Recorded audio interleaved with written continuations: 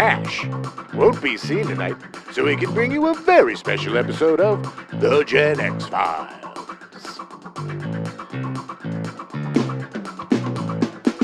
Welcome to The Gen X Files. I'm Jim. I'm Adam. And today's show is all about only murders in the building.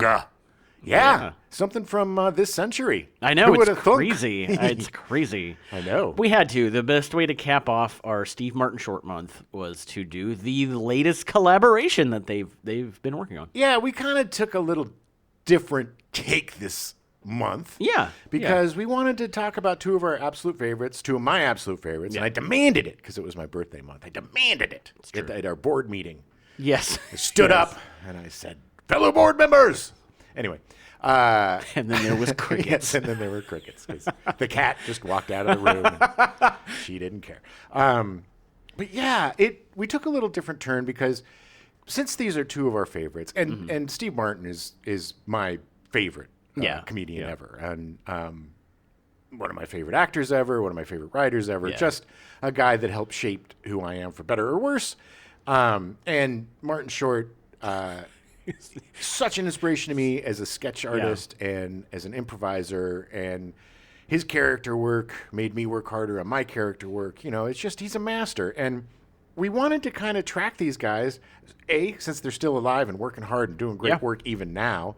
Yeah. But we wanted to kind of go through their lives, through their careers, and it made sense to get to where we are now because they've gone through a lot to get here. Yeah, they have. And we're about to get into that. Yeah.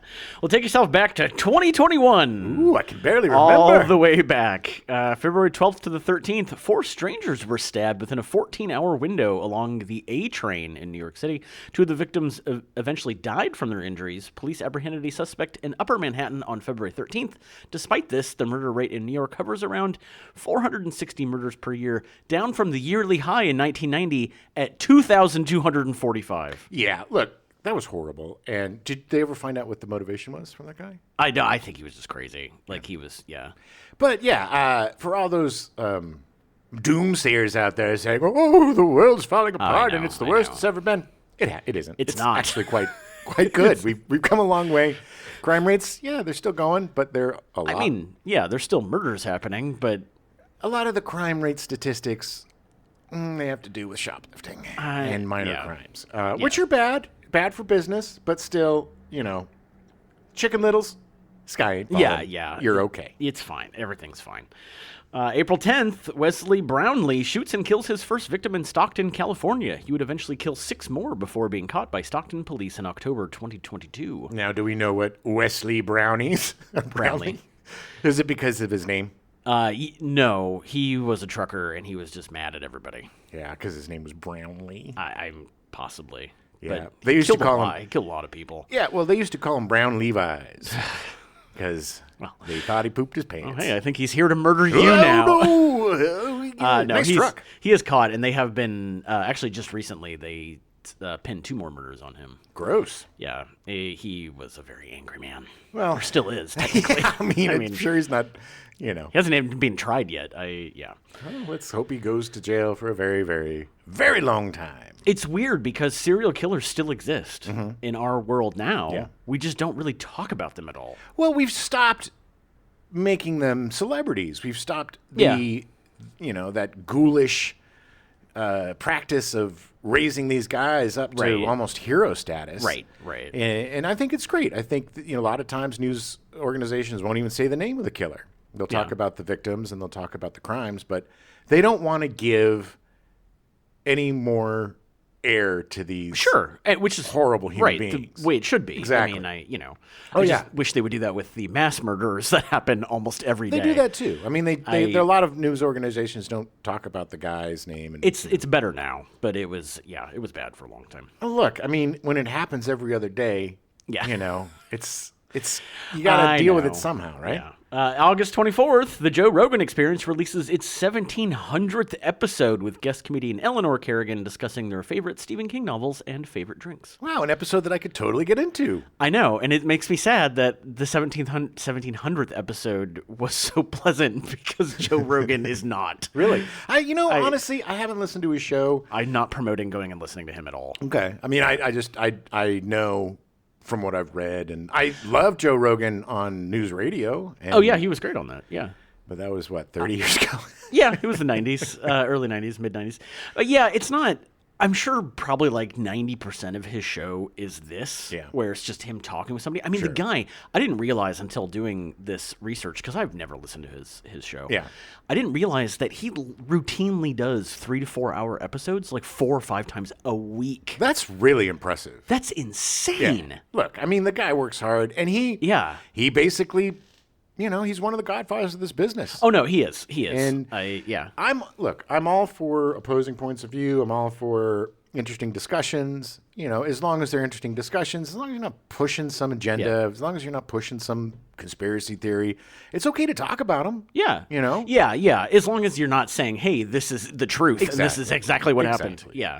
And I'm not down for racist BS. And, No. I'm not sure if he's doing that anymore, but some of the stuff he used to do is pretty questionable. But you're totally right, because he is a workhorse, because I think at this point now, up until, March of 2023, I think he's up to almost 2,200 episodes. Wow. Like, it's just insane. He's ramped way up in the last couple of years. It's impressive. Yeah. That's a lot of work. Trust me. A lot of talking. Trust us. yeah. I mean, good God.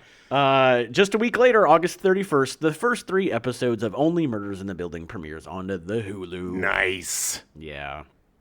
It's such a good show. I'm excited to talk about it. But first, let's catch up with Martin Short and Steve Martin. With our heroes. And see what happened during the ensuing 30 years between Three Amigos and Only Murders in the Building. Nothing. They just sat around. They worked at Walmart, I think. They as greeters for like 25 years. They hung out together at Christmas. Yes. In St. Bart's. After Three Amigos, Short would star in a series of comedies, Inner Space in 1987 with Dennis Quaid, directed by Joe Dante. Amazing movie. It's one of my favorites growing up. Absolutely loved it. And Martin Short was so brilliant in that movie. Oh, my God. Talk about, again, an amazing physical Oh, my God. He's just comedic a performance. little tiny ball of energy. Yeah. This is his all of me. Yeah. This is his, I got another person in my body. Yes. He's controlling me, and I'm doing my weird. things. Yeah. And it was a great performance by him as, nerd to hero. Yeah. It was a good And arc. It was a great arc, and I liked when he got cocky. It was very well done, and it was tailor-made for him. And Dennis Quaid was amazing. Yeah. And what was her name? Was it Meg Ryan? That was And Meg Ryan. Yeah. Yeah. I think that's where they met and got married. I think you're right. Yeah. Meg Ryan. How could I forget? Yeah. But yeah, I mean, she was great in it too. Oh yeah. God, she was America's sweetheart. So cute in that movie. Yes, she was adorable. Yeah. Yeah. Three Fugitives came out. Sounds very condescending, by the way, but there's no other way to, some she people are adorable. She was very adorable in that movie. Three Fugitives in 1989 with Nick Nolte, which I've never seen. Nick Nolte, he's got a little girl. No, actually, Martin Short's got the little girl, I think, and he helps them. I don't remember, but it was a good movie. Yeah. I remember liking it. Oh, really? And Okay. I remember enjoying the Gruff Walton. It was a good pairing. He did Captain Ron in 1992 with Kurt Russell. Completely underrated, hilarious movie. It is such a funny movie. Kurt Russell is absolutely fantastic as Captain Ron. So good. And he is so good at watching Captain Ron take over his family. It's just it's one of those, there was this string of movies back then. You had like The Great Outdoors with John Candy. There was another John Candy movie where he had to like sail a boat, a regatta. Yeah. I It don't was remember what it was Summer called. Rental, I think. I Was that what it think you're was? right. I think you're right. Yeah. Just a ton of these kind of like outdoorsy, Yeah. almost like adult One Crazy Summer movies. Yeah. you know? Where they More- kind of yeah. took a lot to do with boats. A lot of Yeah, a lot of boats. A lot of boats. And then in 1994, he did perhaps his greatest role of all time in Clifford with Charles Grodin. Holy smokes, man. That movie is so bizarre. It's so good. It is his performance is chilling. So weird. It's His so little amazing. dinosaur. His little dinosaur. And it is so creepy. It's so there's something, it's like a car wreck. I don't Yeah, know. There's yeah. something so fascinatingly watchable about this movie that I absolutely adore. And I'm a huge Charles Grodin fan. Oh, yeah. I think he's the best deadpan comedian Oh. of all time. Yes. He's also one of the greatest talk show guests of all time. Yeah. Hilarious. Just plays that mean. He's you so know, he does it put so out. well. So well. He's so good. And just, if you haven't seen Clifford, watch it. You're in for a treat. It's so highly weird. recommend it. Oh Yeah, my God. highly recommend it. It's worth at least one watch. It ain't about a big red dog. Let's No. just say that. No, it is not. It's about a tiny man playing a boy. You're a little weirdo. I'm Clifford. Unfortunately, his leading man days were eclipsed by his amazing character work in supporting roles. An uncredited appearance in The Big Picture with Kevin Bacon in 1989. A movie that we're definitely going to do in Yeah. our Undercooked Bacon series. Yeah. Because that movie is so great. It is the best. It's It's the best representation of what it is like trying to make an indie film within the studio system. right. Even now, it rings true. Yeah, with still, all yeah. of the stuff he had to go through. And Martin Short was hilarious. I think this was it was directed by the Waiting for Guffman guy. Christopher Guest. Yeah, I think it was a Oh, Christopher I think Guest movie. I think you might be right. That sounds right. Because it's got the whole crew in it. Yeah, Michael yeah, McKean, yeah. everybody's in it, and it's got that It's a weird vibe. fantastic movie. Absolutely fantastic. And it is such a great Kevin Bacon performance, too, Yes, by the way. yes, And he's it's great. just one of those movies that slipped under the radar. Yeah. It And- didn't get a lot of fanfare. It just was kind of out, but it's great. Do Definitely yourself a favor. 100%. worth a watch. Yeah. He played the wedding planner in Father of the Bride with Steve Martin in 1991. Yeah, what was that accent? It was so weird. He reprised the role in Father of the Bride 2 in 1995. Yeah. I believe this was the only time after Three Amigos, at least features, that they worked together. I don't believe there were any other features together. Interesting. Yeah, Have it's to a little think about weird. that. Yeah. yeah. Correct us if we're wrong. Yeah, the press secretary he played in Mars Attacks in 1996. Oh, God. The scene with him and the alien lady. He's such a creep. He did such a good job of playing. I think he was like the chief of staff or something for the president. But he was so slimy. Such a slimy ball. Oh yeah. No, he was the press secretary. Press secretary. Yeah. He was so gross. It was so great. He played Rudy in Inherent Vice in 2014, directed by Paul Thomas Anderson. Now, is that the one with Joaquin Phoenix? Yes. And who? What? Set in Santa Monica, and he's like a private detective. It was like a kind of. 70s kind of. Yeah, It was like kinda the good feel. guys kind of feel. Kinda, yeah. Okay, I remember seeing. I don't remember Martin Short though. Yeah, I'm gonna have to rewatch it because I don't remember him being in it, but I believe he was playing a character and kind of slipped into it. I remember really enjoying that movie. I like that movie a lot. Yeah. I think Joaquin Phoenix is great. Oh yeah, it was great. I love Paul Thomas Anderson, so I'll anything he does, except for that last. I think the last movie. No, I haven't seen his last two movies. What were they? I still haven't watched Licorice Pizza yet. Great. Which I need to. And That then was the fun. one before that, with about the clothes designer guy. I can't remember what it was called. Oh yeah. It had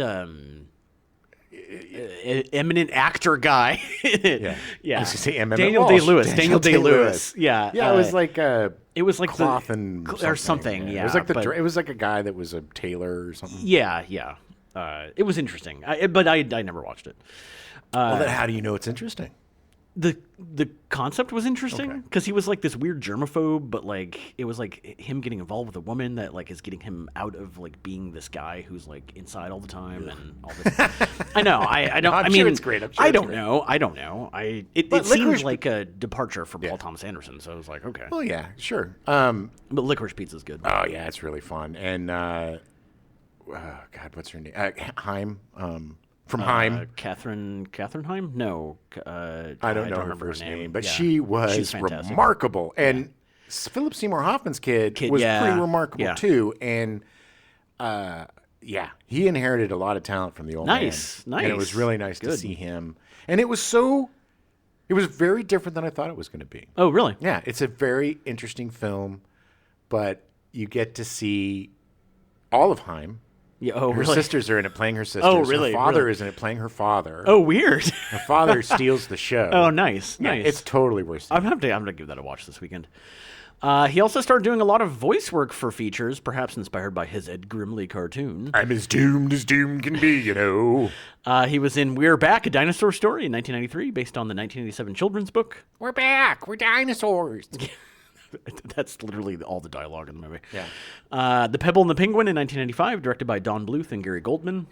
I'm a penguin and I'm stepping on a pebble and it hurts my flipper. Well, it's based off of an actual thing penguins do when they can't have kids. They pull up pebbles and then like sit on them, and it's actually kind of sad. Sir, very sad. Did he play the pebble or the penguin? I think he played a penguin. I don't think he was a pebble.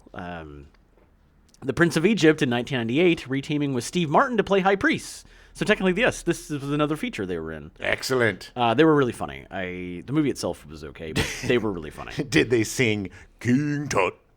I don't think so. Born in Macedonia, Shut up. Arizona, King Tut. He was also in Treasure Planet in 2002. What? And a series of Treasure Planet. Do you remember Treasure Nope. Planet?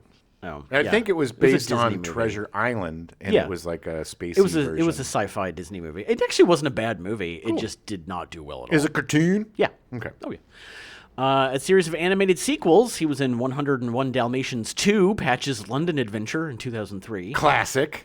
I love my favorite of the 101 Dalmatians was Patches, of course. Of course.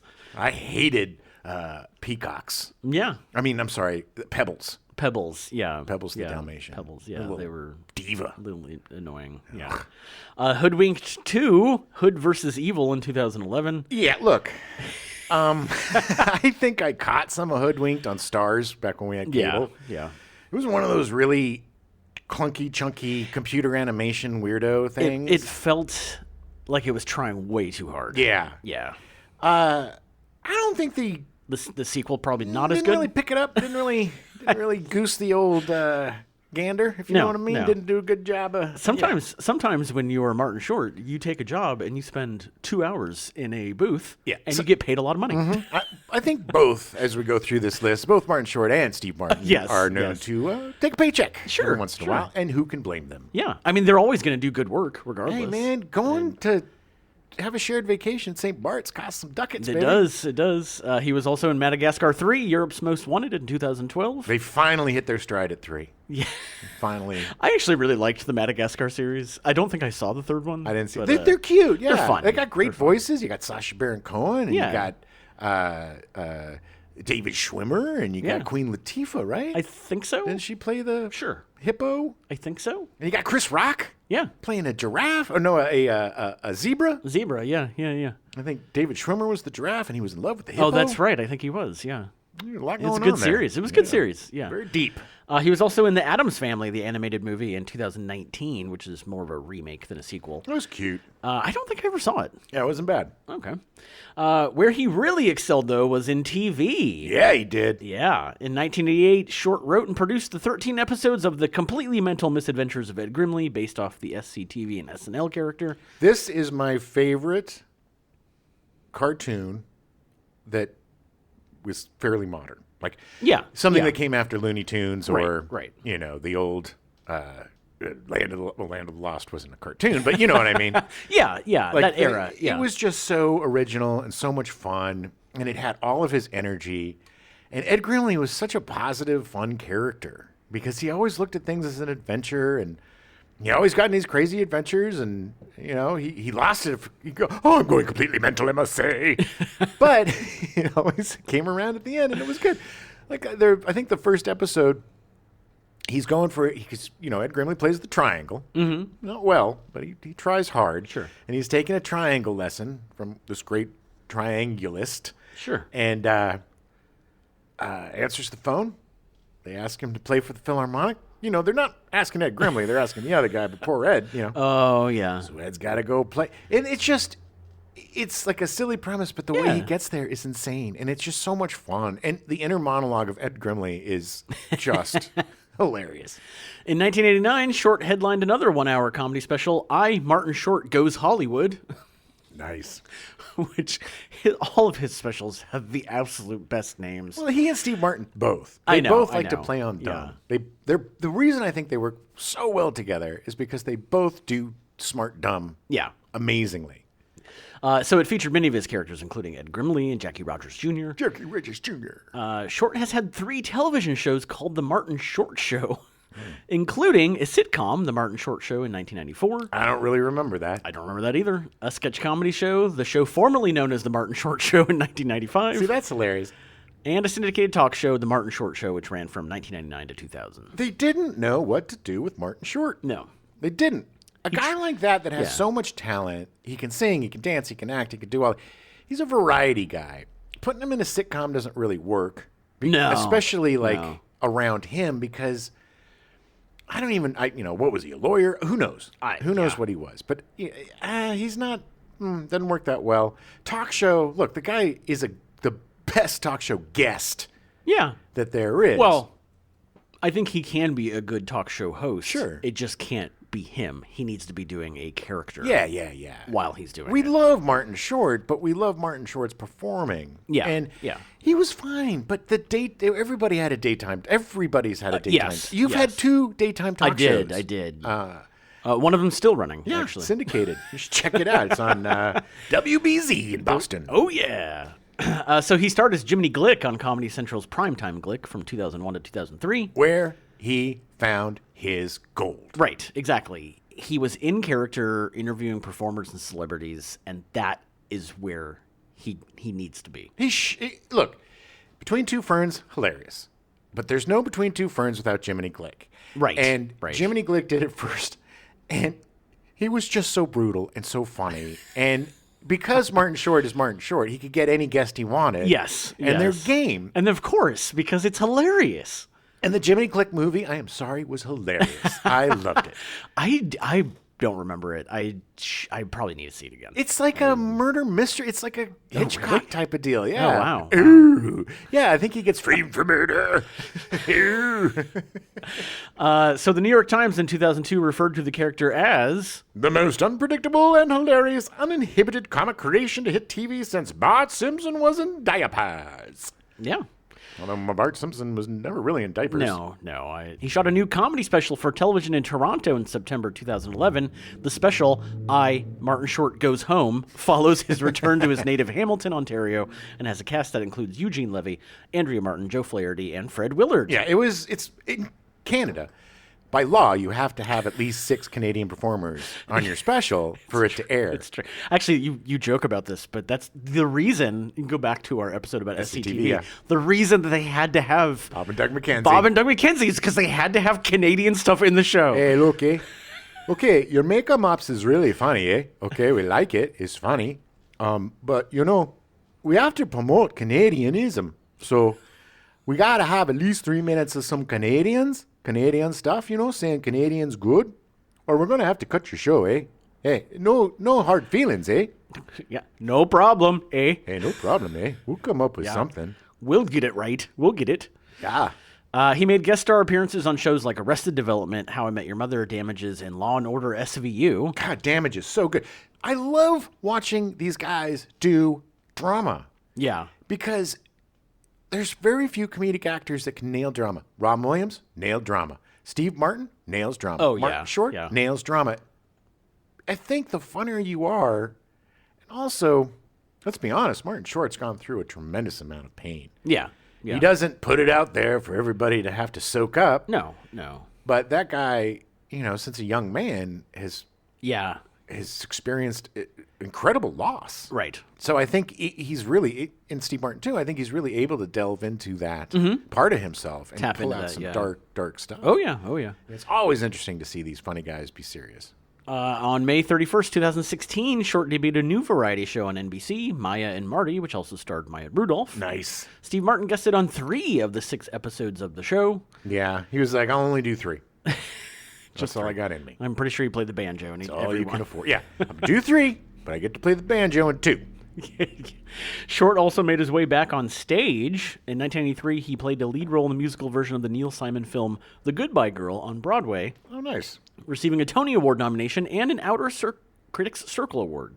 Good. Yeah, yeah. He had the lead role in the 1999 Broadway revival of the musical Little Me, for which he received a Tony Award and another Outer Critics Circle Award. His beginnings are in theater. He Yeah. loves theater. You know, that's Oh, yeah, Watching his special, watching He's a Ian C. musical Martin theater special. guy. Yeah, yeah. I mean, the guy he's a stage addict. Oh, yeah, yeah. You can for tell. Sure. In 2003, Short took to the stage once again in the critically acclaimed Los Angeles run of The Producers. So I wish I would have seen that. I know. Short played the role of the accountant, Leo Bloom, opposite Jason Alexander's Max Bialystock. Oh, what a good That would have been pairing. oh, Yeah. it's so good. Although the role of Leo Bloom was originated on Broadway by Matthew Broderick, Mel Brooks first approached Short about doing the part opposite Nathan Lane. Oh man. And yeah. look, we got to see the two work together on Only Murders in the Building, and Yeah. they're gold together. Oh, yeah. Oh, yeah. On the subject, Short has stated in numerous interviews that while he was thrilled by the opportunity, the idea of having to move his family from their Los Angeles home to New York for a year was less than ideal and ultimately proved a deal breaker. Makes sense. You get Yeah. to a point where you get to pick and choose. Yeah. And it's not like these offers aren't going to come up again. You know? Yeah. He if he wants to do the producers, he'll get to do the producers. But I really applaud him not uprooting his family Yeah. I to, mean, to go do a vanity totally. project. I you mean, know? I think his kids were still younger at this point, and Sure. it's like you know, let him get older. And then wife do was your still travel. alive, Yeah, right? she 2010 when she passed. Yeah. Since 2015, Short has toured with Steve Martin. Together, their tours have included A Very Stupid Conversation in 2015, An Evening You Will Forget for the Rest of Your Life in 2017, That's the one we watched. and The Funniest Show in Town at the Moment in 2021, which, God, I wish we had been able to make it out for that. Oh my God! Look, I probably can't afford it, but I would more than any other live stage anything. Yeah. This is Yeah. what I'd want to Go see. see them. Yeah, I agree. This and Tom Waits. Those are the Waits would two. be good. Yeah, yeah. I've seen Tom Waits. Oh, yeah? I saw Tom Waits. Quick speed bump. My friends picked me up from the airport and took me to the surprise concert. It was like some anti-something concert hosted by Tim Robbins. Oh, okay. And but it had a bunch of different artists and had like Eddie Vedder, which was horrible. He I think turned his back to the audience and sat on a pillow while he played. It was very pretentious.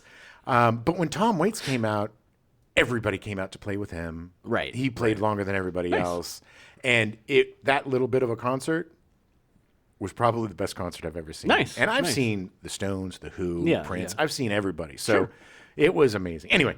Yeah. If you could get the chance to see Tom Waits in concert, do it. He's hilarious and absolutely brilliant. Nice. Their 2017 tour, it was filmed for Netflix as a special and was nominated for 3 Primetime Emmy Awards. Yeah, we watched that yesterday. So good. I had seen it before, but my God, the amount of energy and physical stamina, Yeah. especially Martin Short. Martin Yes. Short is unreal. I literally at one point turned to Jim and said, he's 67. The stuff I couldn't do, some of the stuff he was doing. It's crazy. He like Steve Martin comes out and plays the banjo and doesn't have to do any makeup stuff or anything. no, Poor no. little Martin Short is like doing costumes, Like 5 and costume Jiminy changes, Glick yeah. and getting in and out and Crazy. just absolutely. If you haven't seen this Netflix special, even if you aren't really big fans of these guys, It's so if you're fun. fans of Yeah, comedy yeah. and crafting of comedy, it is so perfectly put together because they just talking to each other is so much fun, and that's the beginning. Then yeah, just just them having a conversation. talking, making fun of each other. Yeah. They insult each other so beautifully. So great. Then they each get a little something, you Yeah. know, to show their shine. You know, Martin Short gets Yeah. to strip down to this fake bodysuit with a painted on penis. I mean, it's absolutely hilarious. Martin gets to play his banjo and play with Nitty Gritty Dirt Band 2.0. and the Stone Mountain. We'll talk about them in a second. Yeah. Gilly Goobs. Steep Canyon Rangers, yeah. Steam Canyon. Steep Canyon I keep Rangers. thinking they were the Steve Canyon Rangers, like Steve Martin. It's weird. Steve Martin should have changed his name to Steve Canyon. Yeah. Steve Canyon. So, catching up with Steve Martin, in 1986, Martin was in the movie musical film version of the hit off-Broadway play Little Shop of Horrors, based on a famous B movie, playing the sadistic dentist Orin Scrivello, directed by Frank Oz. Yes, the part that was originally played by Jack Nicholson Yes. in the Roger Corman And the movie. Roger Corman movie, yeah, yeah. The film was the first of 3 films teaming Martin with Rick Moranis. The others were Parenthood in 1989, directed by Ron Howard. Great movie. And A again, fantastic movie, yeah. this was kind of Martin's beginnings into drama comedy. Like, Yeah. because it was it was funny, Yeah. but I mean, there was a lot going on with his character and Yeah, a lot yeah. of stress and pressure. And he and Mary Steenburgen were absolutely delightful together. Yes. It's the chemistry they had was so amazing, and and Rick Moranis, with his little girl and them trying to make her like the smartest little Right, girl in the world, right. and it was just he was great. It was such a great movie. Yeah. And strangely enough, an amazing TV series. Yeah, yeah. I really He did a really enjoyed good the job. Yeah, series. the show did a really good job. He was also in My Blue Heaven in 1990 with Rick Moranis. So underrated. So Steve Martin, it's a weird movie. He's super weird in this movie. Steve Martin plays a Goomba. Hey, he plays a guy who's, he used to be in the mob. He's in the witness protection program. His suits and everything. Hey, He's just you gotta so go weird. silver suit. But, and Rick Moranis is the FBI agent that's, Yeah. But it's a really funny movie. It is a funny movie. And Yeah. Joan Cusack's hilarious in it. Yeah, And yeah. it's again just one of those little movies that disappears that you Right. forget exists. And then when you come across it again, you're just delighted. Yeah, it is. It is. In 1987, Martin joined comedian John Candy in the John Hughes movie Planes, Trains, and Automobiles. An absolute classic. Yes, please reference our episode on Planes, Trains, and Automobiles. Really, the only seminal Thanksgiving movie that I can think of. Yeah, which they have tried to turn into a Christmas movie this year. F them. It's not. You don't care how many lights you put on that trunk, baby. It's a Thanksgiving You know what movie. really sucks is that the weird Christmas poster they did, making it look all Christmassy, Yeah. is now when it's streaming. That's all that shows. Now. Ugh. It's so annoying. It's so annoying. Oh, lies! Lies! Trying to take away my Thanksgiving. Come on, man. We only have a few Thanksgiving movies. Yeah.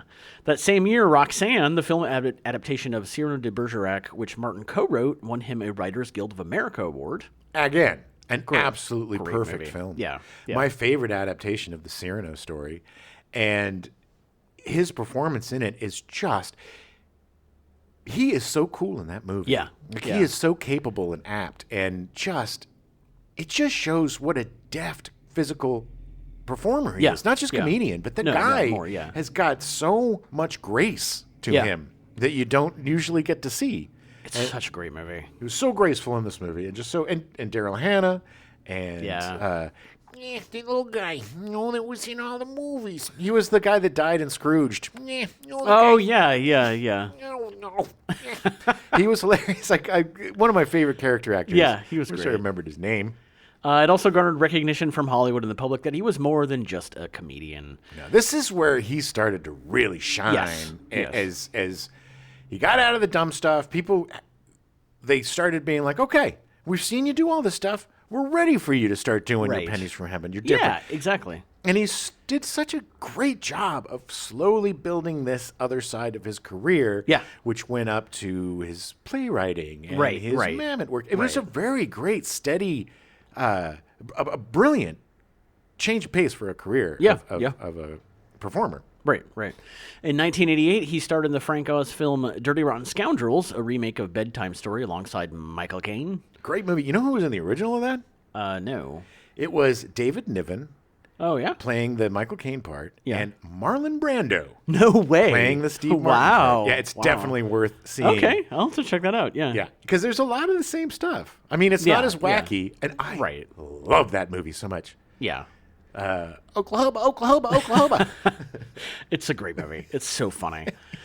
In 1991, Martin starred in and wrote L.A. Story, a romantic comedy in which the female lead was played by his then wife, Victoria Tennant. Oh my God, such a perfect representation of Los Angeles. L.A. Story is the reason that I wanted to move to L.A. Yeah, it was a lie. No, but it was know, but I it know. was so they was- caught the yeah. hypocrisy of the town, especially at the time, Yeah. so perfectly. The driving from, for a block. Right, right. The luncheons, the everything, the young girl. It's just Oh, Sarah Jessica Parker's so great in the movie. well, my favorite performance of hers. Yeah, And I've yeah. loved her since Square Pegs. Oh yeah, That, yeah. sitcom. The she was yeah, on. yeah.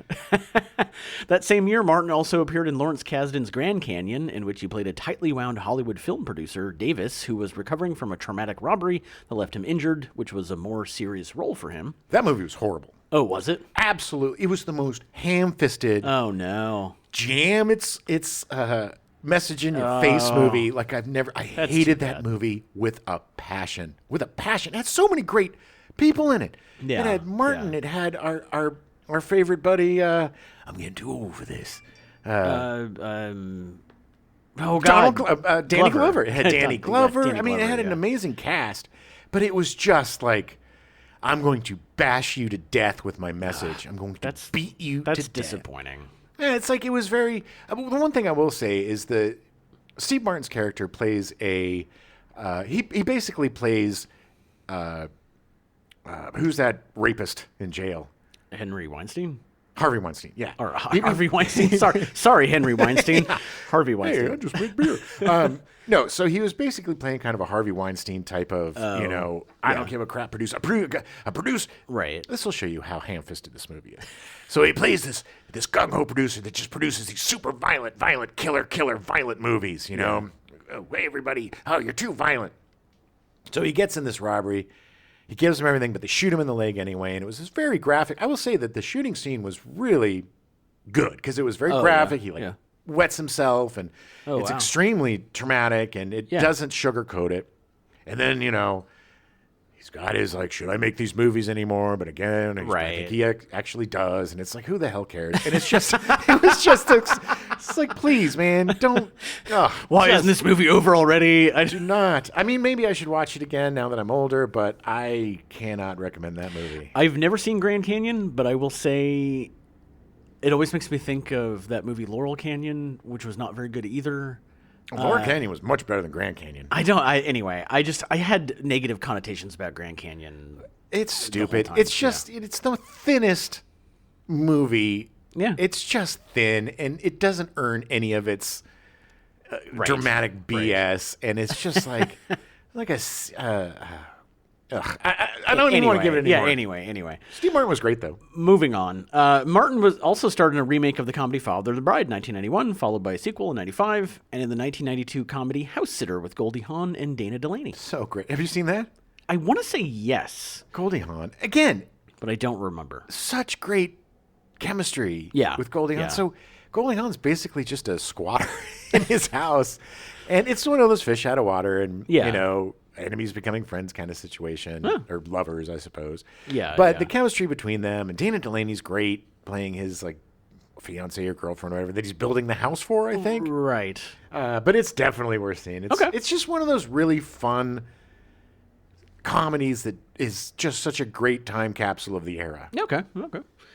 In 1984, he starred in A Simple Twist of Fate based on Silas Marner, with Martin writing the adaptation. Oh, yeah. That's the one with him with the kid. Yeah. Totally forgot it was a Silas Marner Yeah. adaptation, but totally makes sense because of the miser. And that, again, what a sweet little fun film. It's Yeah. definitely worth seeing. It's a departure for him. He was doing a lot of very different things there, but not so different that it didn't work. Right. He was still There was still enough Martin in it. exactly, Yeah. but different enough that it's actually real acting. I mean, not that he wasn't always really Sure, acting, but sure. you know what I mean. It's like Yeah, the character yeah. work was really good, but he was taking these little risks, and they were good little movies. Yeah. And this was a good little movie, and it was very, he's got this little girl, and they try to take away from him. It was great. It was great. Yeah. I mean, they claim that he is probably the greatest actor that's never been nominated for an Academy Award. So. I 100% agree with that. Yeah.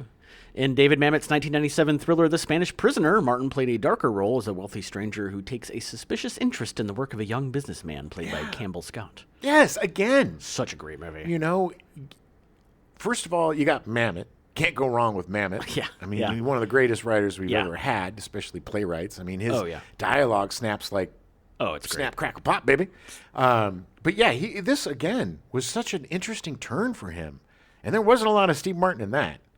And but he was great. He was so good in it. So it just goes to show you yeah. that the guy can really do anything. Yeah, as long as the audience can. he's got range. Yeah. Yeah, for And sure. he was at the point now where he was still extremely popular. Yeah. But wasn't the big movie star that he was in the 70s and 80s. Right. And he had more leeway to take risks. Yeah.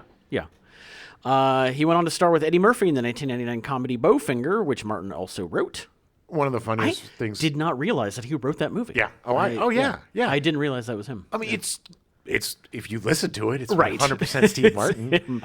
That movie, to me, I think that Eddie Murphy should have been nominated for that. Yeah, agreed. One of his greatest Agreed. performances ever, playing dual roles as twin brothers. Yeah, yeah. And that's so good. And the chemistry, again, between Steve Martin and Eddie Murphy was insane. It was good, yeah. Such a good movie. And again, an amazing representation of how hard it is to make a movie Oh, yes. in yes. Los Angeles. And it's worth it just for the scene of Eddie Murphy running across the freeway. Yes. yes. If nothing else, it is worth it just for that. By 2003, Martin ranked 4th on the box office stars list after starring in Bringing Down the House and Cheaper by the Dozen, each of which earned over $130 million at U.S. theaters. Quietly one of the most successful actors in history. Yeah. And to be honest, this is kind of like those bigger movies, Bringing Down the House and Cheaper by the Dozen, they were fine. Fine. But they were very successful and very, very broad appeal. Because he's so likable. Yeah. I yeah. watched these movies, and look, Cheaper by the Dozen. It's fine. It's Bringing not, Down the House was pretty fun because that's him and Queen Latifah. Yeah, yeah. That was pretty yeah. good. And Cheaper by the Dozen was fine. It had Piper Perabo in it. I like yeah, that. She's yeah. a very good actress. She is. And it had the kid that played Superman. Tom Welling? Is that his name? Oh, really? He's Was one he of in the that? dozen? Oh, no, that's right. He was. He was the oldest son. Yeah, oldest kid. Yeah, And I think they made a sequel to it. they Cheaper did. By the Dozen too. Yeah, in 2005. It was cute. It was fun. It's just, again, the charisma of Steve Martin can take a mediocre movie and make it watchable. True. Also in 2005, Martin wrote and starred in Shop Girl, based on his own novella from 2000. Yeah. Which have you read the book? Yes. It's very good. It's a great book. The movie was pretty good. Claire Danes Yes. was starred with him, and she was fantastic. And he is such a good writer. yes. He is such an exceptional writer.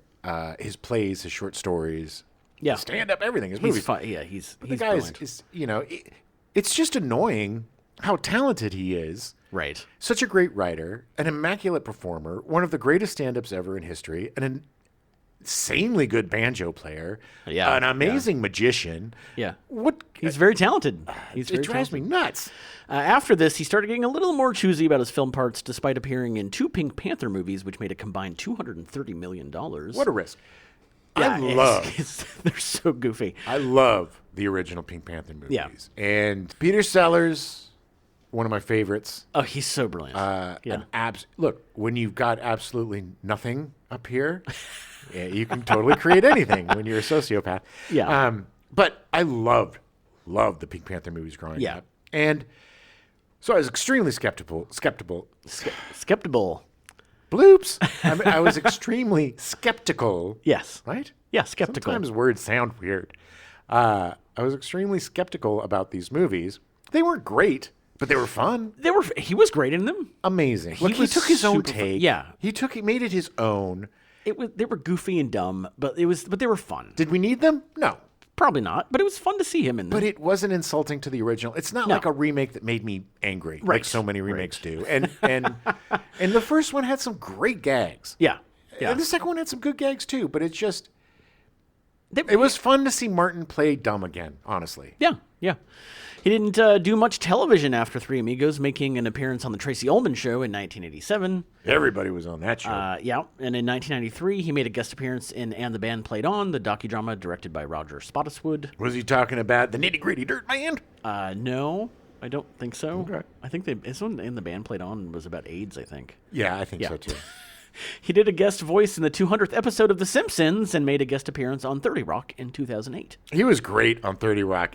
His episode, he played like a billionaire who was kind of a germaphobe. Oh, yeah, yeah. And they were basically bringing Tina Fey to him because he, Right. But he was such a creep. But they talk about chemistry, the two Oh, of them. yeah. Oh, yeah. Oh, my goodness. Yeah. He would also host the Oscars 3 times in 2001, 2003, and 2010 with Alec Baldwin. Oh, God, he was so good. He's so good. However, Martin would turn to the stage and become more involved in theater. In 1988, he appeared at the Mitzi E. Newhouse Theater at Lincoln Center in a revival of Waiting for Godot, directed by Mike Nichols. Oh, my God. I would have given my left arm to see this production. He played Vladimir with Robin Williams as Estragon and Bill Irwin as Lucky.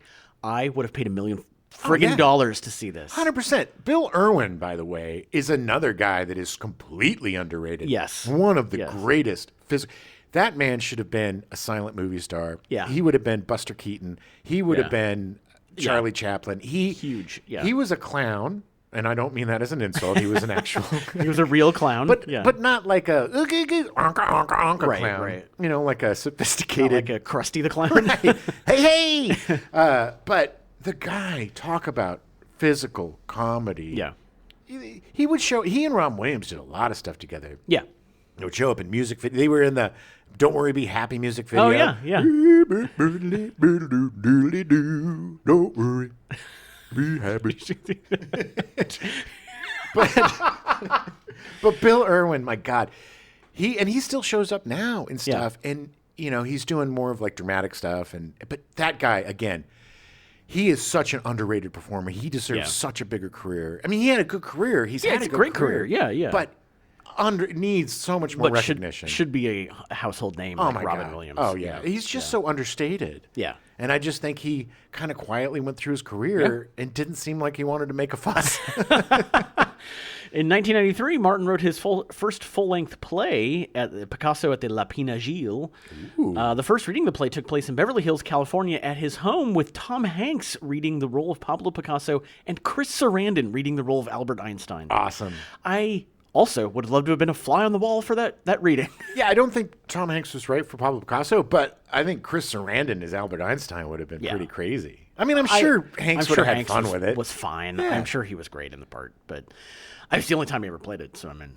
Following this, the play opened at the Steppenwolf Theater Company in Chicago and played from October 1993 to May 1994, then went on to run successfully in Los Angeles, New York City, and several other U.S. cities. We had a friend of ours that was in a production of that. Yeah. Yeah. Yeah. That's true. I think it's the second time I've seen that. It was good. It was good. It was. In 2009, the school board in La Grande, Oregon, refused to allow the play to be performed after several parents complained about the content. In an open letter in the local Observer newspaper, Martin wrote, I've heard that some in your community have characterized the play as people drinking in bars and treating women as sex objects. With apologies to William Shakespeare, this is like calling Hamlet a play about a castle. We'll finance nonprofit off high school campus production so that individuals outside the jurisdiction of the school board, but within guarantees of freedom of expression provided by the Constitution of the United States, can determine whether they will or will not see the play. yeah, I just love the fact that he was like, well, they don't want to do it, so I'm going to pay to put it up. Nice. Like, I'm going to make sure that these kids get to do it if they want to. Yeah, it's great. I love when that happens. Like right now, Barnes & Noble has a banned book section. Yeah, For yeah. kids. It's Yeah. the kids' banned book section. And I'll tell you this, kids. Anytime they ban a book, run and read that book. Yes. Anytime they ban or want to keep you away from something, get your ass to it. Unless it's like hardcore pornography. You don't need that. No. He continued to play music, recording... I'm not saying that any of those books are hard. I'm just talking about actual, like, Pornhub. Right. real Real hardcore pornography. Yes, we Not understand. these We understand what books you're that saying. people Yes, not what they pretend are. claim are pornography, but Right. actual pornography. Like two male penguins raising an egg. Yeah. Somehow that's pornography. Yep. He continued to play. True story, those penguins. He continued to play music, recording banjo on Earl Scruggs' remake of Foggy Mountain Breakdown. Nice. The recording was the winner of the Best Country Instrumental Performance category at the Grammy Awards of 2002. I'm not a fan of country music, especially contemporary country music. Yeah. Yeah. I'm not a fan of the twang. Yeah. Or well, my dog and my lady left me. So I'm really low. But I like bluegrass. I've been to a couple Bluegrass of is bluegrass fun. festivals. Yeah. It's just got a lot of energy. Yeah, a it's lot fun. of instruments. It's very joyful. Yes. Without the, well, I'm divorcing my old lady and she took my favorite dog. In 2009, Martin released his first all-music album, The Crow, New Songs for the Five-String Banjo, with appearances from stars such as Dolly Parton. The album won the Grammy Award for Best Bluegrass Album in 2010. Nitty Gritty Dirt Band member John McEwen produced the album. Yes, I was waiting for a Nitty Gritty Dirt Band. This was also, I didn't include this, but 2010 was also the year that he started it was like the Steve Martin Award for Banjo Excellence or something, Nice. where he would pay $50,000 to the person that he felt furthered the banjo the most that year. That's great. Yeah. I mean, look, he loves the banjo. Oh, yeah. God, and he's Yeah. got a beautiful banjo. That banjo Oh, he was my- playing on the He's that good. golden banjo. Dude, he's so good. I couldn't believe that he was playing it without finger Oh, it picks was the first great. time. It doesn't seem like he's actually playing it. I'm just like, See, okay. Yeah. My buddy Laser Tag Larry, Yeah.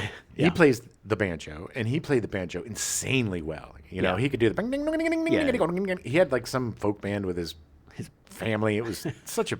They had such a great. they were the little- Partridge Family. They were a very happy family, and you know, we played music together. So, because of Steve Martin and Kermit the Frog, the powerhouse double duo, I decided I wanted to take banjo lessons. Oh, So I nice. got a banjo and I started playing, and then, you know, when I realized that I couldn't be perfect at it right away, I was like, screw this. I think I put in a couple As of you months. are wont to do, Jim. That's the thing. When you're like instantly good at some stuff, Yeah. it's not good. When you actually have to try hard at other things. It's I wish I would have tried harder at some things instead of giving them up right away. I too still old got- now, Jim. There's no way. I got a banjo in the closet. The same banjo from when I Oh, was really? a baby Oh, nice. is in the closet. But I've It's- often thought of like maybe I should take lessons, but I do not have the dexterity for that kind of stuff. I think that at all. that ship's gone sailing. Also in 2009, Martin started playing with Steep Canyon Rangers. He toured with them for almost 2 years, culminating in a concert on the lawn of the Capitol building for a July 4th celebration where they performed a bluegrass arrangement of King Tut. King Tut. Ding-a-ling, ding, ding, ding, ding, ding, ding, ding, ding, ding, ding. Hey, born in Macedonia, moved to Arizona, King Tut. I would have loved to have seen that. I'm sure there's probably video online somewhere. Yeah, let's hope so. In 2013, he released an album, Love Has Come For You, with Edie Brickell. That was a really good album, by the way. Oh, yeah? Edie Brickell was huge She's- in the 90s. yeah. She was kind of a folky. Very brilliant. Yeah. Very, very talented musician. The collaboration led to a Broadway musical, Bright Star, debuting in 2016. The musical went on to receive 5 Tony Award nominations, including Best Musical. See, this guy is unstoppable. Everything he does turns to gold. It's Well, amazing. it's called crafting and talent Yeah. and taking the time to put something together. Yeah. Everything that is his, that he creates, Yeah. Yeah. is impeccable. Yeah. He didn't create Cheaper by the Dozen or Cheaper No, by the Dozen no, 2. no. Those were remakes. He made them better. Exactly. Look, everything he's in is Yeah, better. yeah. Everything he's in is watchable. He is always Yes. good, even if the Yes. movie's garbage. Yes. He's always. Even Grand Canyon. I don't know about that one. Even he couldn't save that one. But other than, there's always got to be the exception that proves the rule. Of course. And Grand Canyon is that. But yeah, I mean, everything that he has done is exceptional. He knows himself and he knows his audience. Yeah. It doesn't have to be perfect, but it has to be him. Right. Right. And I think watching the special, yeah. most of all, the two of them Oh, yeah. express themselves. I mean, it is them. It is Yeah, a celebration of them Yeah. and their friendship. And you know me, friendship's my favorite thing. So it's just like, it was just so good and so much better than stuff people a third their age or Right, whatever. I mean, right. no offense. I love comedy, but seeing these two masters Yeah. hitting all of their best beats Yeah. Yeah. at the end when they're dancing, when they got to do the extra 5 minutes, they're in their 70s, man. Yeah. Or like they're probably late 60s then, but still. Yeah. Still. Enough to be like, that makes me tired just watching. Exactly. Yeah. So Martin himself received Tony nominations for Best Book of a Musical and Best Original Score, and received the Drama Desk Award for Outstanding Music and the Outstanding Critics Circle Award for Best New Score. Wow. He also received a Grammy Award for Best Musical Theater Album. I find it highly amusing and very interesting that Steve Martin has won more Grammys than any of his other awards. Now, did he ever win a Grammy for his comedy albums? Yes, I Okay. believe he did. Good. I think it was the Wild and Crazy Guy album. I Yeah, believe yeah. one. Yeah. Let's So- get small. That's really good. Too. Let's Yeah. get small. So let's fast forward to January 2020 with the announcement that Steve Martin and Martin Short would star in an untitled Hulu series. Finally, we'll talk about Only Murders in the Building. we go. Almost an hour later. Created by Martin and John Hoffman, with Martin Short and Hoffman as executive producers alongside Dan Fogelman with 20th Television serving as the studio. That was Dan Fogelberg. No, different person. John Hoffman wrote and co-starred in the Disney Channel original film Northern Lights in 1997 and has written many unproduced screenplays, including Queen Bess in Indianapolis in Harm's Way and Queen of the Jews. Wow. I've written a lot of Unproduced Screenplays screenplays too. Yeah, I We have know. a lot I in know. common. Hoffman made his theatrical film debut as both writer and director with the MGM Jim Henson Pictures comedy Good Boy in 2003, which about a opened dog? which opened at number 3 at the U.S. box office and grossed $45.3 million worldwide on an $18 million budget. All right. Made some money. I don't know what that was about. It was about a good boy. I believe that it was. I think it was about a dog, and I think the dog was like a puppet. I don't think it was a real dog. But was it like a talking dog or I something? think so. Yeah. Okay. I- Or I- somebody don't- turns don't into the dog. Quote me on or any something? of this, but I feel like something to do with a doll, a puppet. He was nominated for a Primetime Emmy Award as part of the writing team for the 81st Academy Awards in 2009. All right. Hoffman has also contributed as both a writer and producer to the HBO series Looking from 2014 to 2015 and the Netflix series Grace and Frankie, which he worked on all 6 years. Nice. Good Yeah. show. It was a great show. Oh my God, great show. I adore Lily Tomlin. Adore her. And Jane Fonda's great too, but Lily Tomlin, man, her stand-up, Yeah. people forget. That's my favorite phrase, by the way. People forget. You idiots forget. But she was one of the first extremely successful female comedians, had her own Yeah. specials, had so many iconic characters. You know, Edith, Yeah. that's yeah. the truth. You know, sitting in that giant The rocking giant chair. chair. Yeah. And then, you know, the operator lady. I'm not going to do her because Yeah, I won't do her justice. But again, Lily Tomlin was one of the greatest comedians. Incredible Shrinking Woman. Oh, Is yeah. a really fun, weird Brilliant. movie that is So fun. 100% time capsule of the era. Yeah. If you have a chance, watch The Incredible Shrinking Woman.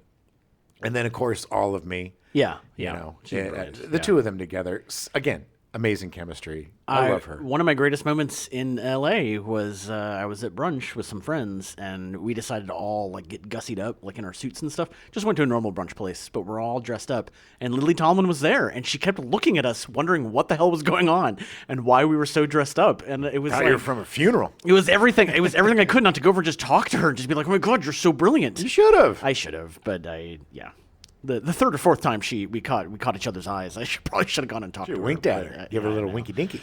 Like, hey, she's so brilliant, though. God, she's so brilliant.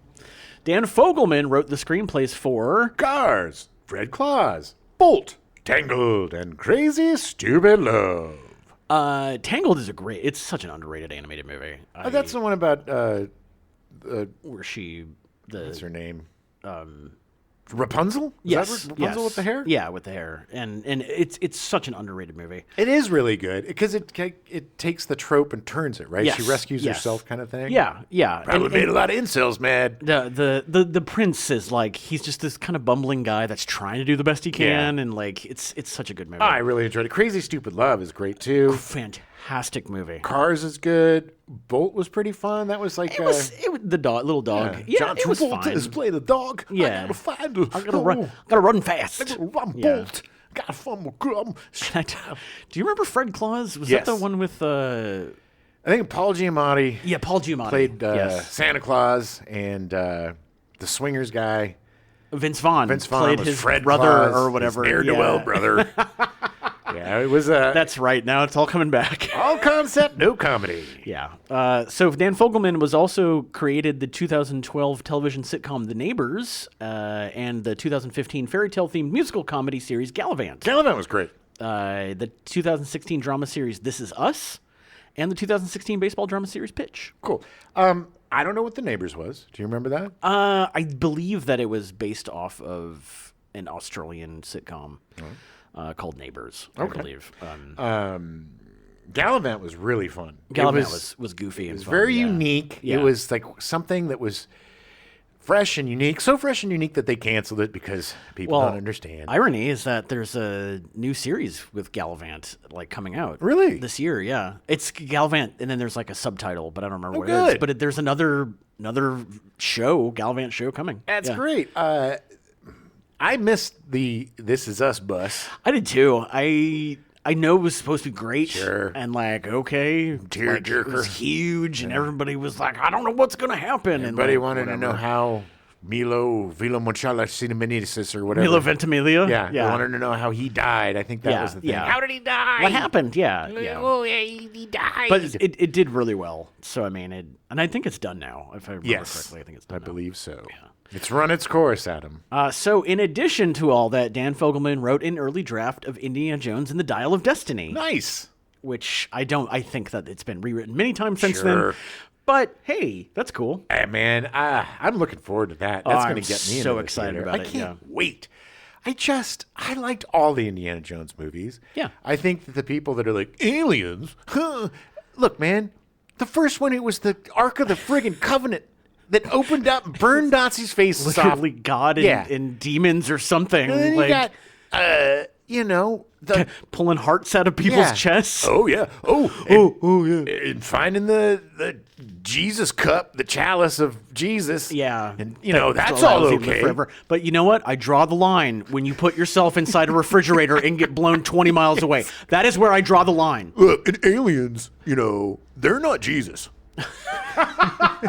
Well, as far as we know. There was some to goofy me, stuff. To me, it was brilliant because it was indicative of that era. It was in the 50s, and that was when all these like alien B movies were big. Like, I thought it was so much fun. It was fun, and I was still working for ILM back then. Yeah. And I used to go, this was back when we had negative cutters and things were done on film Yeah. still. And I remember one of the guys down here, I think he was one of the color correctors or something. It might have been Ben Burett. I'm not sure. But he and I had a really good relationship because I'd known him for years. And he's like, come with me. You got a few minutes?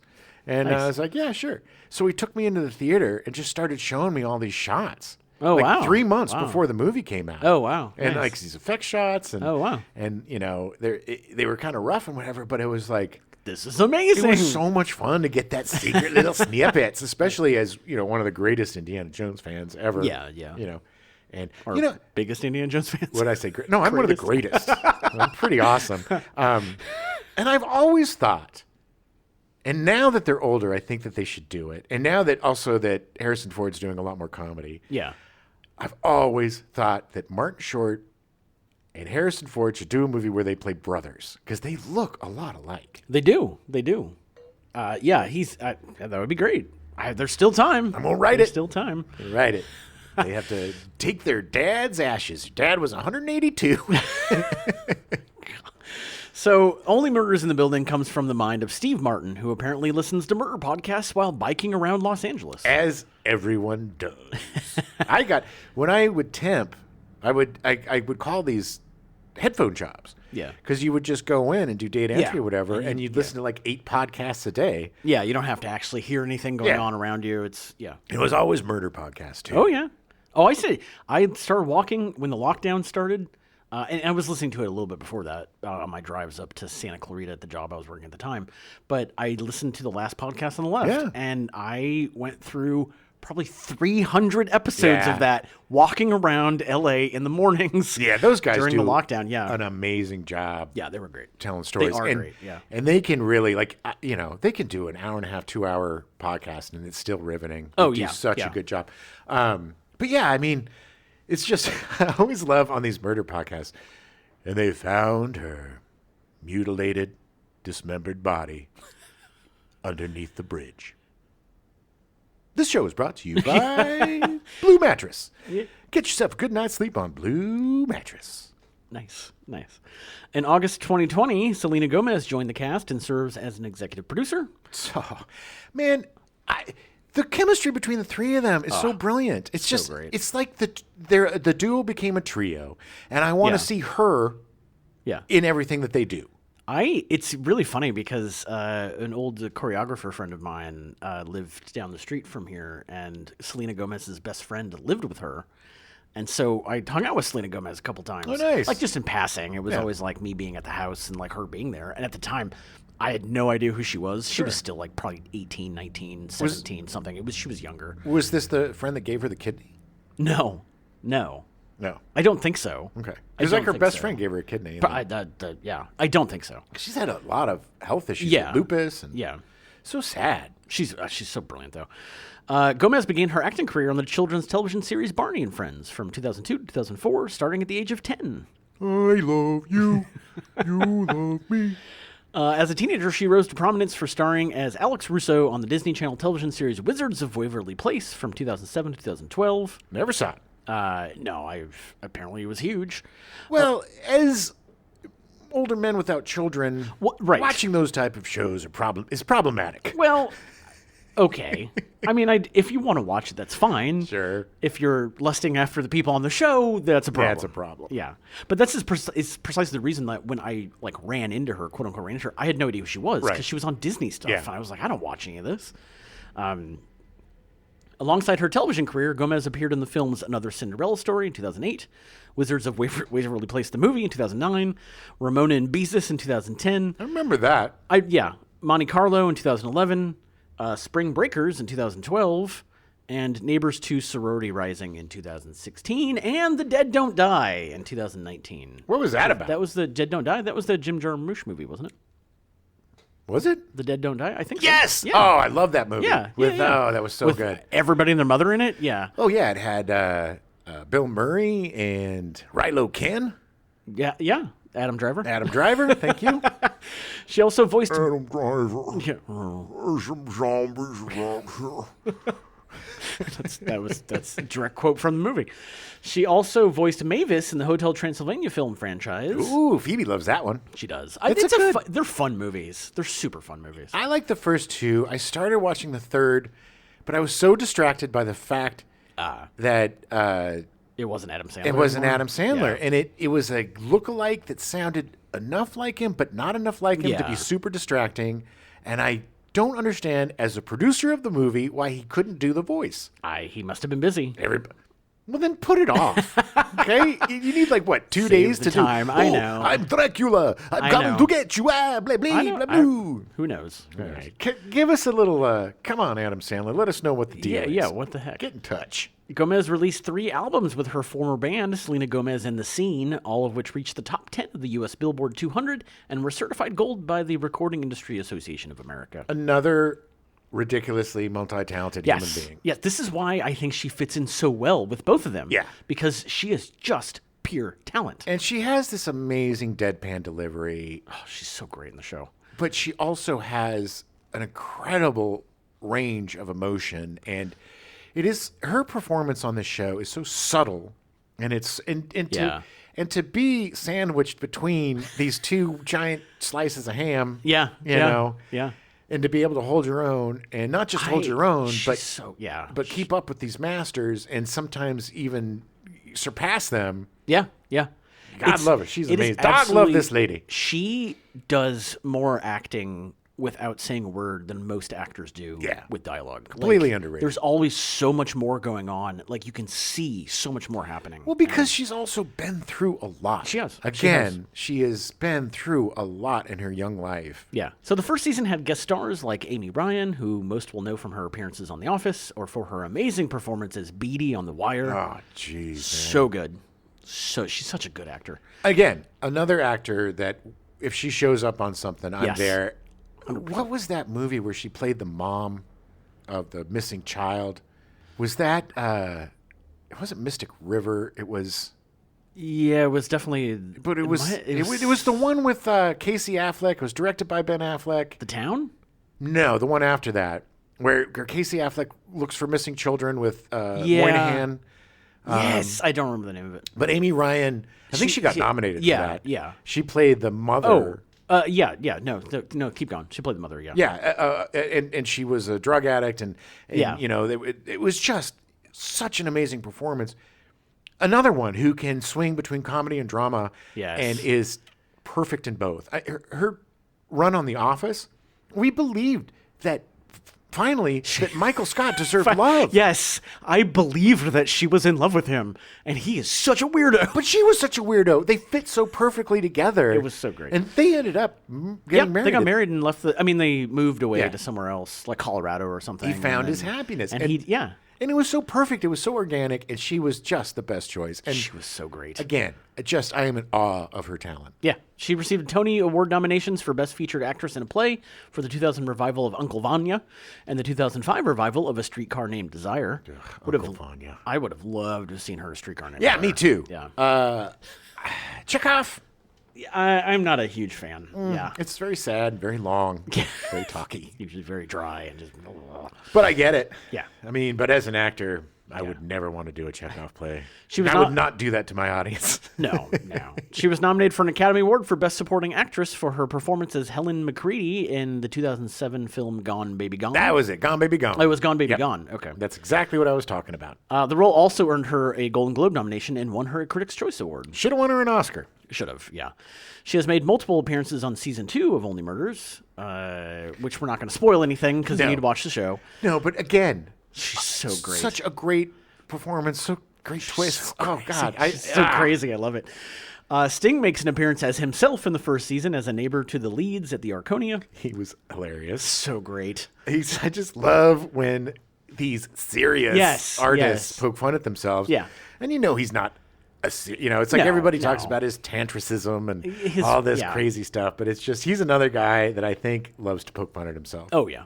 Nathan Lane was cast as Teddy Demas, and James Caverly as Theo, his deaf son, who is actually deaf. My God. Again, Nathan Lane, too. Yeah. This is a guy that is just these are the guys that they've worked with together Yeah. and separately, Right, throughout right, their right. careers. And they were able to just pull in this incredible group of iconic and amazing actors Yeah. and gave them such meaty and well-rounded and complex parts. He could have just been Yeah. the jerk. He Yeah, could have just yeah, been the yeah. guy, I'm not going to spoil anything for you because there's a roller coaster Oh, yeah. Oh, yeah. with his character arc. But again, the way his character, what he goes through, Yeah. it's just, there's so many great moments, real moments of, I wouldn't say drama, but of reality, Yeah, of yeah. pain. And even though this is a funny comedy and there's a lot of fun stuff in it, great physical comedy, it also has some really poignant scenes. Yeah. And Oh, some of the yeah. most poignant were between he and his son. And the fact that he Yeah, learned yeah. sign language for this. is- Yeah, he had 6 weeks to learn ASL for the episode that focused on Theo, which that whole episode was one of the most brilliant things I've ever seen on Yeah. TV, where there was no sound Nope. through the entire episode. It was so brilliant. Yeah. It's just, you think on the surface, oh, Martin Short, Steve Martin, it's just going to be a bunch of goofy guys doing Right. goofy things. Yeah, yeah. And there's that. And it's there, yeah. But it's so much more. It is Yeah. so, so, so much more. So good. Tina Fey, Cinda Canning, who hosts the podcast The Leads Are Obsessed With. Season 2 would add more guest stars. Jane Lynch, who plays Martin's stunt double from his Brazos days. I adore her. Jane Lynch is one of my favorite actors. She's so great on the show. She dresses like him. She is basically still his double, Yeah. even when he's not working. She shows up in his clothes, and she's just, I'm here. What are we doing? Come on. And she's like so much tougher than he is. It's so much Yeah. better. It's just her energy and enthusiasm in that part is just what I love about her. Oh, she's so great. It reminds me too of like the best part of 40-year-old Virgin, hands down, is her as Oh, the yeah, manager yeah. in the Best Buy type store. It's just, she's never bad. Again, never a bad performance. No, she's whether so- it's the Christopher Guest movies, Spot on, yeah. she's just She's so amazing. good. Cara Delevingne, I think that's how you say her name, Delevingne, the model turned actor who is friends with Selena Gomez in real life. Amy Schumer plays herself as the new tenant of Sting's old apartment. I love her. She was so great in the show. She is just so. She's another one that is just, as a human being, hilarious. Like Yeah, she doesn't yeah. even need to do much to Right. make me laugh, but I just love how brash she is and how she just doesn't give a crap. You Yeah, know, yeah. She's so honest about everything about herself, and I Yeah. just love her. And her playing a heightened version of Yes. herself is so funny. Because she gets it. And she Yeah. loves that kind of stuff. I love people that love making fun of themselves. Yeah. And that don't take themselves too seriously. I love it. It's like, oh, you want to call me shrill? Oh, just wait until you see this episode. Just wait. So great. Andrea Martin of SCTV fame plays Martin's longtime makeup artist and love interest. So great to see her back. She looks amazing. I'm just sad that they didn't make her Martin Short's love interest because I know. You know, they did such great work together on SCTV. Yeah. She again is an amazing Yeah. sketch actor. Absolutely brilliant. Such great character work. Again, so underrated. Yeah. And Agreed. I'm so happy to see her on Yeah. the screen again. Yeah, exactly. And Shirley MacLaine as, well, it's complicated and it would be spoilery to discuss it, but so she's good to fantastic on the show. I adore her. She's so good. I love Shirley MacLaine. She is brilliant. crazy. I love her. I love the fact that she loves past lives and all that stuff, and she's just a witch or whatever she says she is. I just love it. She's Warren Beatty's sister. Yeah. Yeah. People don't. Yeah. I guess people do know that. But, People know that, yeah. But people do know that. You know that, so I think people know that. But back to the Billy Wilder days of The Apartment, where she was just this beautiful That young ingenue. is one of my favorite comedies of all time. Oh, yeah, she me too. She's so good in it. And so that's at the beginning, and Yeah. terms of endearment. I mean, so good. An amazing career, an amazing actor, and again, I love seeing these people that I haven't seen Yeah. for a while, and I love seeing them knock it out of the park. Yeah. On September 3rd, 2021, it was reported that Only Murders in the Building set a record for the most watched comedy premiere in Hulu history. Nice. The show went from having about 16 times the audience demand in the U.S. as an average show when it debuted on August 31st to generating 37 times typical demand by the time the season 1 finale dropped on October 19th. It was a juggernaut. Huge. It was so good. It deserved it. It was such a Yeah. good show. The first season earned 6 Emmy Award nominations, one for Outstanding Comedy Series, including Selena Gomez as an executive producer, who is the only Latin person to have been nominated for an Emmy for Outstanding Comedy Series. It seems weird. It does seem weird, and it shouldn't. More Latin people should be getting nominated Yeah. for Emmys, but yeah. I'm surprised that Freddie Prinze never got nominated from Chico and the Man. Apparently not. He died. Yeah. It's Freddie Prinze Jr.'s dad. Okay. Again, you're telling us information that everybody knows. Well, the younger folks probably don't. It got nominated for Outstanding Lead Actor in a Comedy Series for Steve Martin and for Martin Short. Split the vote. Outstanding Directing for a Comedy Series, one for Jamie Babbitt for True Crime, the first episode, and then one for Sherian Dabbis, who was for The Boy from 6B, which was the muted episode. Yeah. No, I hope that won. Such a big... I believe it did. Outstanding Writing for... Actually, no, I don't think it won any of them. Well, that's Outstanding criminal. Writing... Yeah, I know. Outstanding Writing for a Comedy Series for Steve Martin and John Hoffman for the pilot episode True Crime. Martin Short won a Hollywood Critics Association TV Award for the first season. Selena Gomez won a Satellite Award for Best Actress in a Television Series, Musical, or Comedy for the second season. nice. The show won a Producers Guild of America Award for Outstanding Short Form Program in 2023.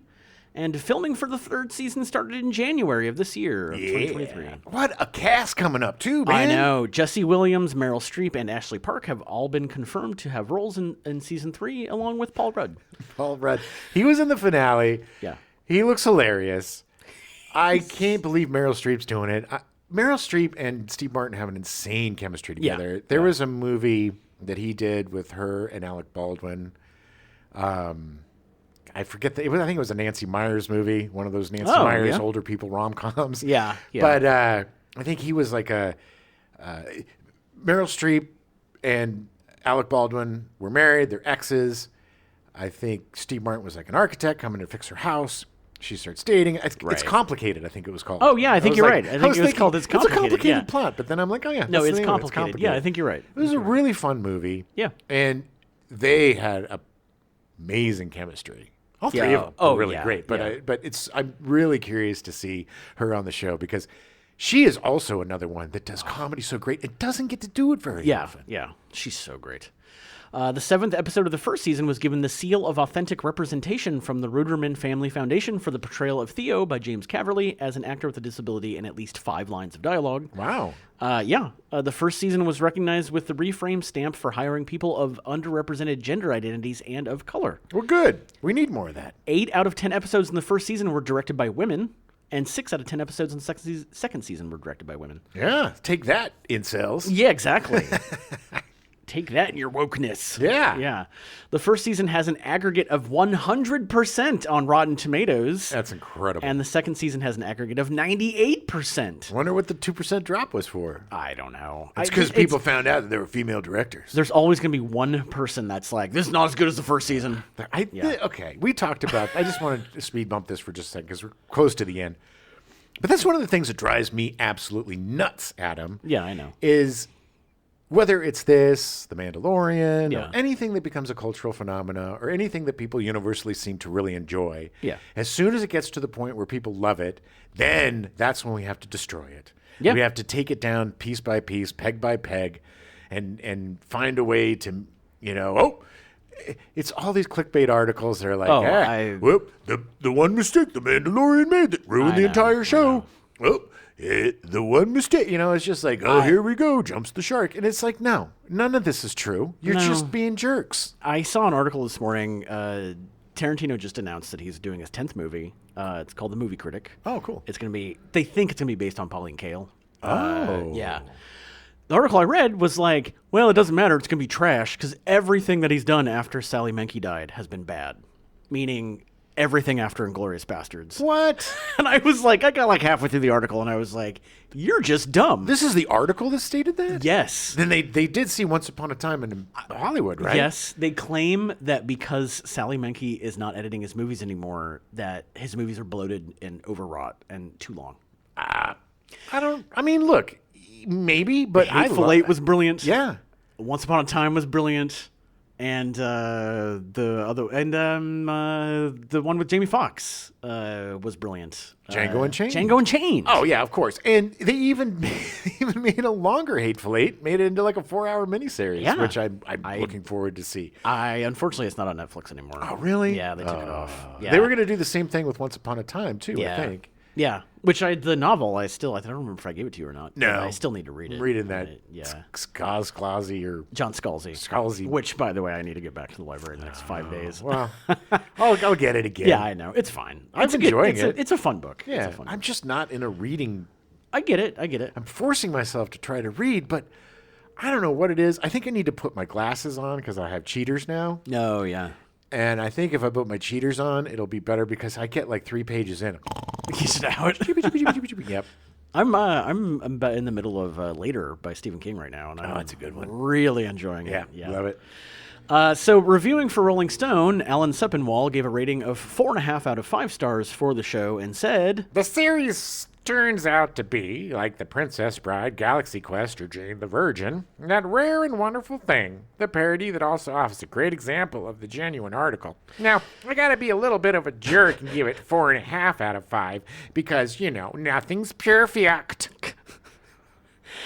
So, in August 2022, Steve Martin revealed in an interview that this would likely be his final acting role, as he did not intend to seek out additional roles or cameo appearances once production on the series concluded. All right, that breaks my heart. Yeah. But hey, he's done his due. Here's the thing. If Only Murders in the Building continues forever, he's going to act forever. Yeah, well, I wonder if he's got health problems or something. I think that he's probably going to focus on his music and just kind of like, whatever. Like Steve Martin, he's in his 70s you can do whatever the hell you Yeah. want. You've done your duty. You've given us hundreds of hours of Yeah. impeccable entertainment. And as much as it would just destroy me to not see you perform anymore, I get it. Well, but I don't think he's ruling out like doing live performances and stuff like that. I'm assuming he'll probably tour with Martin Short still. I hope so. But Which Short will drag him back into something. Because there's no effing way that Martin Short is ever retiring.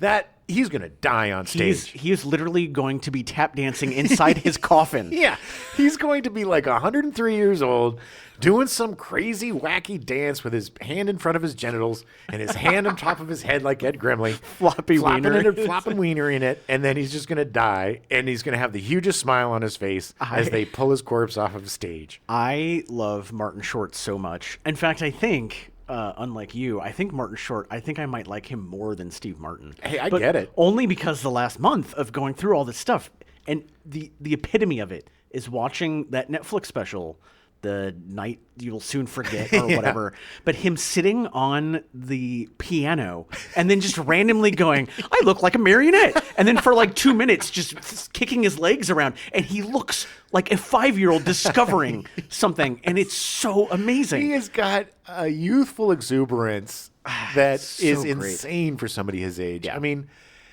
it's funny because Steve Martin has always looked 60, even when he was 30. And Martin Short yeah. has always looked 10, even when he's 60. when Steve Martin was 18, he looked 35. Yeah, he did. They showed pictures of him snorting. What's that about? That's great. They part of the special, they show pictures of them growing up. great. And Steve Martin in high school literally looks like he's 35 years old. I was like, is he a teacher? But it's like, and here he is at 15. And are you kidding me? But it's also weird to see him with jet black hair. Oh yeah. It must have turned like his early 20s. It must have just gone. Yeah. Because he was only in his early 30s when he did The Jerk. It was and, pretty like, much gray then. Yeah. Yeah, it was, But he wears it so well. Oh, yeah. he Better wears than it so anybody. well. Yeah. Silver Fox, baby. Yeah. All right. Well, that's all I got. So it's it's a very long episode, but this is great. Hey, there's a lot to jam in with these guys. This is 30 years of catching up. It's just so literally everything they do is worth watching. Even the stuff God. that might not be good, like Grand Canyon, it's still worth a see just to see him in Yeah, it. they are always great, Yeah. regardless of what they're in. And I have just been on this roll of watching SCTV on YouTube. Nice. And I just can't get enough. And not just the Martin Short stuff. I just forgot how much I love that show. Yeah. And just how incredibly unique Yeah. and smart and tight that show is. Yeah, And how much they were able to do on such a shoestring budget. And this month has been so much fun to just dive into this pool of these two guys and just simmer in their talent. It has just been a hot tub of joy, baby. And It's been great. do yourselves a favor. If you haven't seen Only Murders in the Building, binge it. Yeah. Yeah. You're going to love it. And all of these movies that we talked about too. You got The Jerk. You got Clifford. You have all of these wonderful tour de force performances by these iconic geniuses. Yeah. And I don't use that word very much. No. No. Only with them and with you, Adam. Yeah, I am definitely an icon. Yes, and a genius. But I love friendship. I don't know why. Yeah, It's just yeah. a weird thing with me. And there's nothing more than I love is like what seems to be a genuine Yes. Yes. affection for each other that these gentlemen have. Yeah. And there's Jerry Lewis and Dean Martin hated each other, Right, towards the right. end, and there's all these partners and stuff that just didn't like each other. But it just seems like these guys, as they get older, just really love each other. They just really, really enjoy being around each Go other. on vacation together and Yeah. just seem to be true friends. And it makes so much sense because they're both so smart and they're both so talented and they both have a love for smart, stupid comedy. Yeah, yeah. And they're also probably the two best guys at it, in my opinion. Oh yeah, yeah. And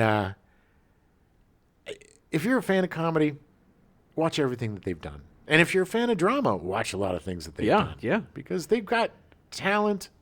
These two guys have more talent than I would say like 50% of the people. Oh yeah, yeah.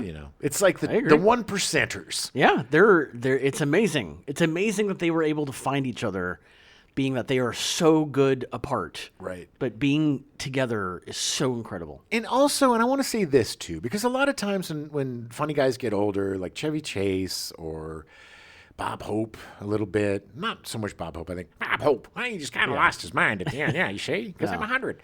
But Yeah, he was super old. yeah, Yeah. with his weird, jiggly red eyes. Yeah, I look like a bambino. Yeah. But, or do you guys that get angry or guys Yeah, that lose yeah. it? But these guys have had incredible careers for 40 years, 50 years. Mm-hmm. And the only way that they're going to stop is if they want to. Right. They're at the top of their game still. They're producing one of the best comedies on television in the last 20 years. Yeah, yeah. It's up there with Cheers. It's up there with, all of the best comedies, The Newhart Show, whatever. Yeah, yeah. You put this in the category of the best. Yeah. And Oh, the yeah. fact that these two guys, having been through so much, having so much success, so much money, so much whatever, they could walk away. They could coast their way through. Yeah, yeah.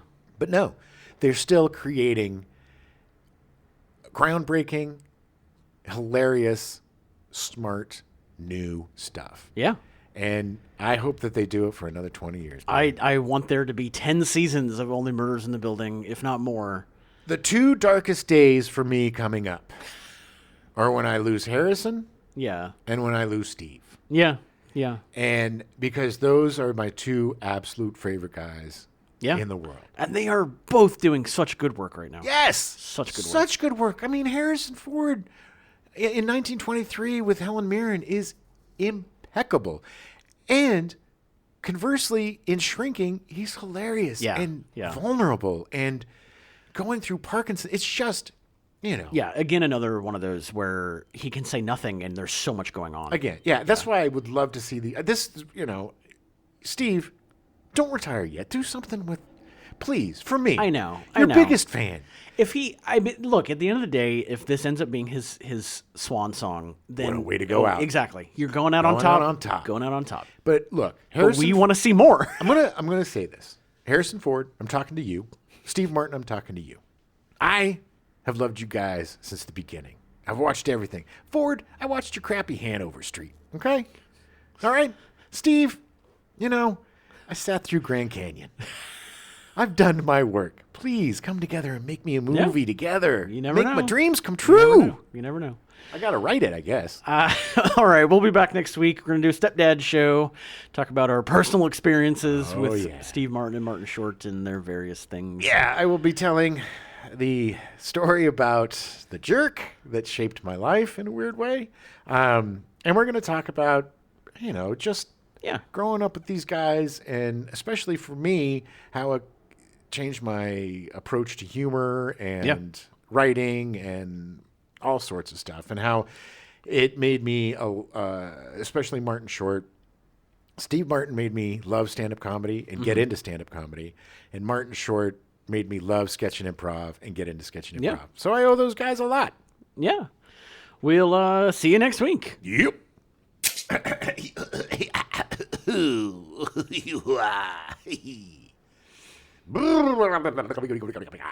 What the boo-boo, zippity-dee-zippity-doo. It's my warm-up.